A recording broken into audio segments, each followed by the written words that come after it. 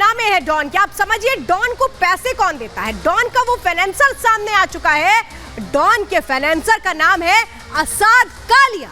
असाद कालिया पैसे देता है। असाद कालिया कहता था ठीक है तुम्हें जितना पैसा चाहिए ले लो। अतीक का सबसे खास गुर्गा है जो पैसों का इंतजाम करता था। और आज रिपब्लिक भारत पर अंदर की खबर में एक्सक्लूसिव जानकारी हम आपको दे रहे हैं कि अतीक का वो सबसे बड़ा फाइनेंसर असाद कालिया था।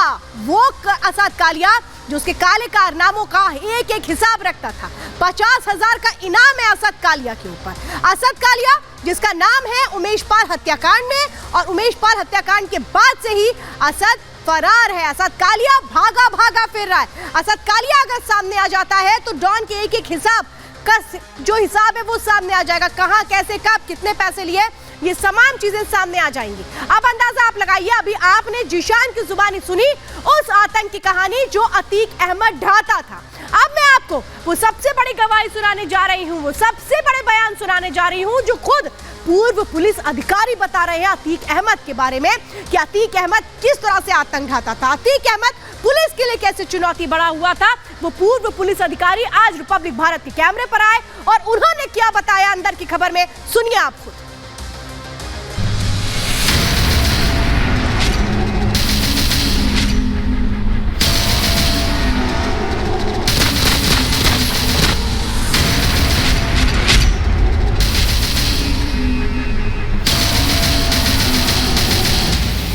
कैसे फैला अतीक का काला साम्राज्य।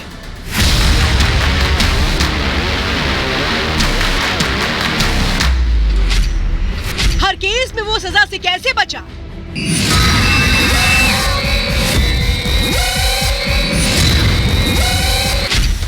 अतीक का तरीका डर पैसे से सब खरीदा।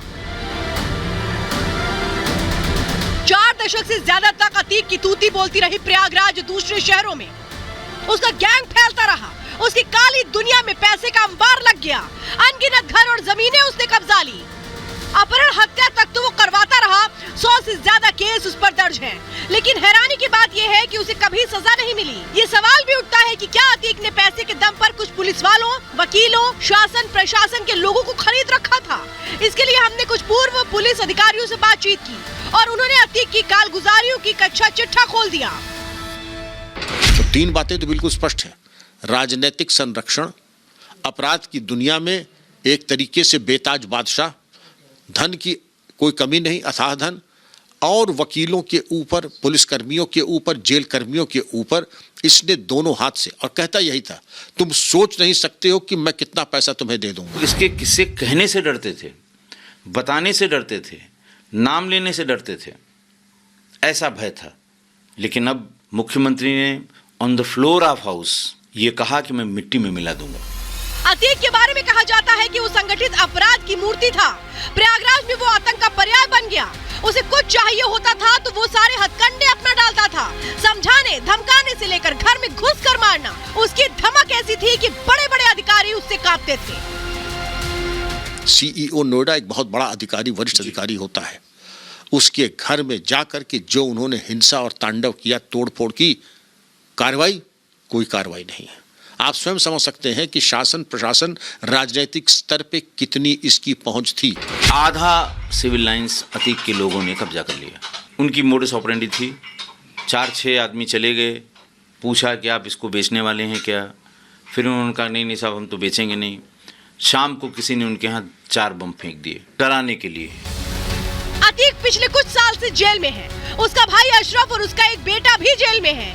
ये कहा जाने लगा था कि उसे लग रहा था कि उसके गैंग का वर्चस्व धीरे धीरे कम हो रहा है और जानकारों का कहना है इसलिए उसने उमेश पाल की हत्या करवाई और यहीं से उसके लिए मुसीबत भी बढ़ना शुरू हो गई।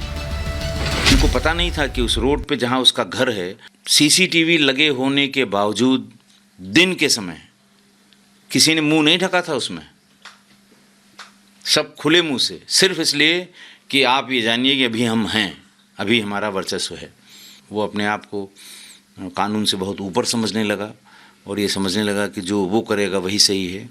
ऐसा नहीं है। जब पहली बार इच्छा शक्ति दिखाई तो इन्होंने शायद रॉन्ग नंबर डायल कर दिया, जो उमेश पाल की हत्या कर दी इन्होंने 22 फरवरी को। उसके बाद से जैसे लगता है कि कहर बन के टूट पड़ा। इनके एक केस में सज़ा भी हो गई सरकार ने भी निर्णय ले लिया और सदन के पटल पर एक बहुत गंभीर वक्तव्य दिया गया, मिट्टी में मिला देंगे। तो मिट्टी में मिलाने का तो मतलब ही यही था कि अब ये जो है इनके सारे भागने के रास्ते अब बंद हो गए हैं।